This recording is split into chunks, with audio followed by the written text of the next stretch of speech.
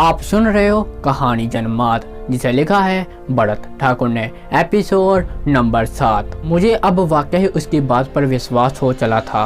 कुछ अजीब होता है यहाँ। कुछ देर के बाद जब मेरी धड़कनें शांत हुई, मेरे दिमाग में एक ही सवाल कब से तुम तना रहा था, जन्मात, हम इंसानों और आत्माओं में फर्क कैसे कर पाएंगे? आपको कैसे पता चलता है वह आत्मा है या इंसान है? वह खुद टहल करेगा, आपको अपनी आबिती सुनाएगा, मदद की पुकार करेगा, अन्यथा घूरता हुआ विलीन हो जाएगा। क्योंकि अब मैं अंधा हूँ कि आवाज मेरे कानों में पड़ती है, मदद की पुकार होती है उस आवाज में, मैं समझ जाता हूँ। मतलब वो ऐसी हरकतें नहीं करेगा जैसे गायब होना, दीवार के आर पार जाना, कुछ अजीब करना, जैसे सामान को उठाकर फेंक देना, किसी इंसान में घुसना वगैरह। हर आत्मा का अपना तरीका होता है, उन्हें ये तरीका अपने समझ के अनुसार मिलता है। मैंने आपसे पहले भी कहा था, कुछ आत्माएं अपना काम कर लेती हैं, कुछ को किसी माध्यम की जरूरत होती है।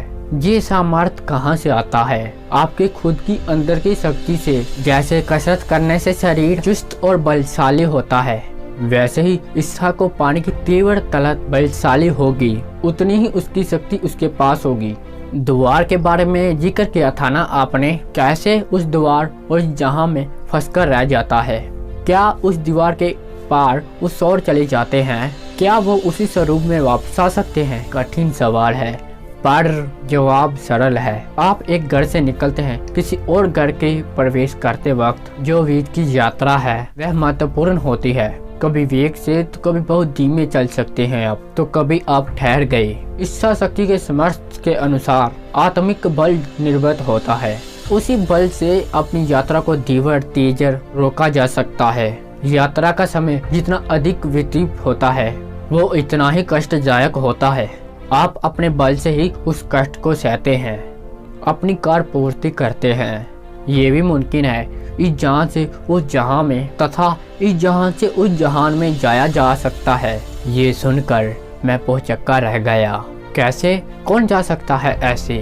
वही जा सकता है जिसमें आत्मिक बल अधिक हो, लगन अतिरिक्त की आवश्यकता होती है, तथा वो मनुष्य माया मोहन बल को उद्धारण करता है। वह उस संसार में आ जा सकता है। आत्मा को जागृत करना जरूरी है। वही जा सकता है जिसमें आत्मिक बल हो, अधिक हो, लगन और एकता आकर्ता की अधिक आवश्यकता होती है। अभी जो मनुष्य आलस को त्याग कर आत्मिक बल को उद्धारण करता है वह उस संसार में आ जा सकता है। आत्मा को जागृत करना जरूरी है। उसी प्रकार दिल त्यागने से ऐसी आत्माएं उस संसार से इस संसार में विचरित कर सकती हैं। यह जवाब मेरे कानों को ऊपरी सतह को छूते हुए बाउंसर की तरह छूट गया। अब और इस संबंध में पूछना बेकार था। मैंने दूसरा प्रश्न किया, क्या आत्मा को दर्द होता है जो बीच में ही फंसी हुई है? हाँ बिल्कुल, वह भी हमारे जैसे ही होते हैं। उन पर किए गए घाव, उनकी इच्छा को दबाने के आने से उन्हें दर्द होता है। अत्यंत दर्द होने की वजह से वो अपनी इच्छा अधूरी छोड़ उस दीवार पार कर जाती हैं। जैसे आपने देखा होगा कैसे गांव के तांत्रिक चाबुक और डंडे का इस्तेमाल करते हैं। आत्माएं अपना शरीर छोड़ किसी और के शरीर में भी शरण ले सकती है, फिर वो चाहे किसी जानवर का ही शरीर क्यों ना हो। जन्मात तन्मना से जवाब दे रहा था। ये सुनकर मैं डर के मारे कांप रहा था तो और इस विषय पर बात नहीं करना चाहता था। क्या वो बिल्ली आत्मा हो सकती है? क्या वो बूढ़ा जो पीछे लेटा हुआ है मदद मांग रहा है? वो तांत्रिक क्या इशारा कर रहा था? गाड़ी को देखकर में विचार दौड़ ही रहे थे। मैंने फ्रंट मिरर देखा, बहुत चक्का रह गया। बूढ़ा सीट पर बैठ गया था, बिल्कुल सामने ही देख रहा था। देख क्या, पूरी तरह से घूर रहा था। उसकी नजर काली रोड पर थी। एक टक मैंने गाड़ी का ब्रेक लगाया, पीछे की ओर मुड़कर देखा, वो बूढ़ा लेटा हुआ था। क्या हुआ? जन्मात ने पूछा। ये बूढ़ा अभी अभी जगा हुआ था और बैठकर और इतनी जल्दी वापस लेटकर कैसे गया? जन्मात, मुझे तो ये ठीक नहीं लग रहा है। जन्मात ने कुछ पलों की खामोशी के बाद कहा, इसे बाहर उतार कर पास के किसी कोने में छोड़ दो। पर क्यों? ये इतना घायल है, चल भी नहीं सकता। मैं लगभग चीख ही पड़ा था। ये आत्मा है और बेहोश है, इसे बाहर किसी कोने में छोड़ दो। ये सुनते ही मेरे हाथ पांव ठंडे हो गए। मैंने जो सुना उस पर विश्वास करना बहुत ही मुश्किल था, पर धड़कनें वापस तेज हो गई थी। पर आपने पहले क्यों नहीं बताया? शायद फिर मैं इनकी मौजूदगी को पूरी तरह परख नहीं पाया। जन्मात अभी शांत मुद्रा में था। मैं असंभव में था, क्या करूं क्या ना करूं, कुछ समझ नहीं आ रहा था। हो सकता है शायद ये वाकया में ही कोई आत्मा हो। कैसे कोई गाड़ी से टकराया। उस समय अचानक हेडलाइट भी बंद हो गई, मेरे ढूंढने पर भी नहीं मिला और अचानक मेरी गाड़ी की खिड़की पर अपना हाथ दे मारा और तांत्रिक का इशारा। सबसे बड़ी बात ये थी कि मैंने इसे जगा हुआ और घूरते हुए देखा था और दूजे पल अचानक ये सोने के मुद्रा में आ गया। जरूर ये आत्मा हो सकती है जो जन्मात से जो मदद मांगने आई हो। मुझे इसे बाहर निकाल देना चाहिए। मैं सीट से उठकर बाहर आया। बूढ़ा अभी लेटा हुआ था। पीछे के दरवाजे को खोला और गाड़ी से बड़ी ही मुश्किल से उसे उठाकर नीचे उतारा। वह अब भी बेहोश था।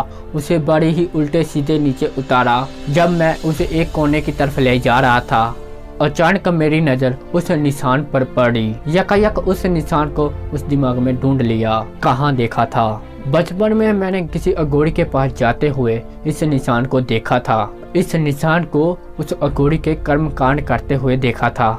इस निशान पर उसने मुर्गी की गर्दन को मरोड़कर उसका खून टपकाया था। मैंने जल्दी से उसे एक कोने में छोड़ा और गाड़ी के हल्के से पड़ाकर बढ़ने लगा। उसके बूढ़े के शरीर में अचानक हलचल हुई और उसने मेरा पैर पकड़ लिया। मैं जैसे जल्दी में अपने पैरों को छुड़ाने की कोशिश कर रहा था। मैं डर के मारे हांफने लग गया और मुंह से आवाज बंद हो गई थी मेरी। तभी उस बूढ़े की आवाज मेरे कानों में पड़ी, गाड़ी में आत्मा है, पानी। इतना कहकर वह फिर से बेहोश हो गया। ये सुनकर मेरे रोंगटे खड़े हो गए। मैं दौड़ गाड़ी में आकर बैठ गया।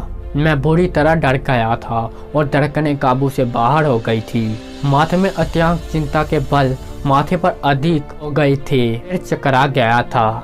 सच क्या है? जन्मात आत्मा है? अगर नहीं तो इन्हें आत्मा के बारे में इतना कैसे पता? कैसे उसे ये एहसास होते हैं जो हमें नहीं होते? मुझे अब दोनों पर ही भरोसा नहीं था। यहाँ शायद हो रहा था, पर मुझे फिर भी गाड़ी चलानी है और यहाँ से चलना है। पता नहीं क्यों मेरी मति मारी गई थी। मैंने ये रास्ता लिया। आप ठीक हो? जन्मात ने पूछा। मैंने कुछ नहीं कहा। मैं भगवान से मन ही मन प्रार्थना कर रहा था कि मैं सही सलामत पहुंच जाऊं। मैंने गाड़ी स्टार्ट की और गाड़ी धीरे धीरे चलने लगी। जन्मात के पास एक जोड़ा था और एक घड़ी थी। मेरे मन में एक गुत्थी चली रही थी और उधर अपने जोड़े से एक डायरी निकाली। उस डायरी के पन्नों पर कुछ लिखने लगा। मैं उसे पूछने की हिम्मत नहीं जुटा रहा था। जन्मात की आवाज मेरे कानों में पड़ी, ये डायरी मेरी जान से प्यारी है, आप इसे जरूर पढ़िएगा।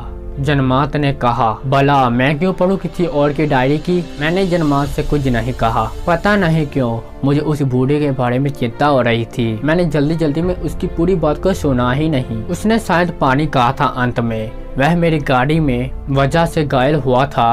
खून भी बिखरा हुआ था गाड़ी के बोनट पर। अरे हाँ, खून उसका है तो आत्मा कैसे हो सकता है? आत्मा का खून थोड़ी ना निकलता है। मेरा दिमाग जैसे मुझे समझा रहा था। जख्मी और घायल अवस्था में उसे वहां छोड़ना सही नहीं लग रहा था। मुझे आत्मग्लानि हो रही थी। अगर वो आत्मा ना हुआ भी तो भी मुझे उसकी मदद करनी चाहिए। मैंने गाड़ी रोकी और रिवर्स गियर लगाया। क्या हुआ? जन्मात ने पूछा। मैं उसकी मदद करना चाहता हूँ। अगर साथ नहीं ले जा सकता तो भी उसके पास पानी या फिर कुछ खाना छोड़ सकता हूँ। जन्मात ने फिर कुछ नहीं कहा। मैंने गाड़ी फिर वही खड़ी की जहाँ पर पहले थी। उस बूढ़े को छोड़ते वक्त मैंने पानी की बोतल के साथ कुछ बिस्किट के पैकेट भी लिए। उस कोने की ओर चल पड़ा जहाँ पर मैंने उसे छोड़ा था। पैर बुरी तरह कांप रहे थे।